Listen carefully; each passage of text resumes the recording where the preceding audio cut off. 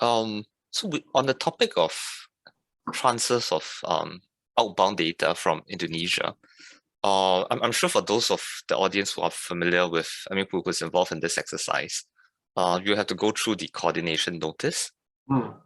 So I guess on the coordination notice, one of the questions that came up was, do you need to submit a coordination notice for each transfer, or can you submit one notice for a series of transfers?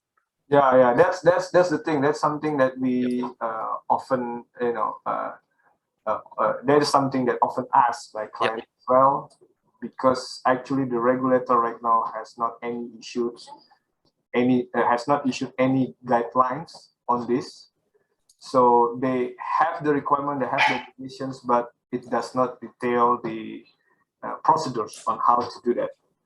So it's actually in the implementation phase, it's not so clear. But what I usually, recommend or advise the client is that I don't think it's practical to do it every time you transfer personal data. So you should get it perhaps like annually or biannually to do the coordination requirement for the same purpose.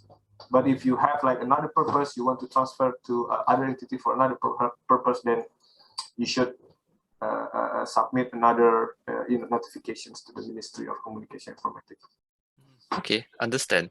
So I think the point is, let's say if this your Indonesian subsidiary transfers monthly HR data out of the Indonesian side to its overseas offices in Singapore, I guess it's not clear how many notices you need, but you can try and do it once for one notice to last a year for that particular series of transfers. Yeah. Okay, that's helpful. Thanks very much.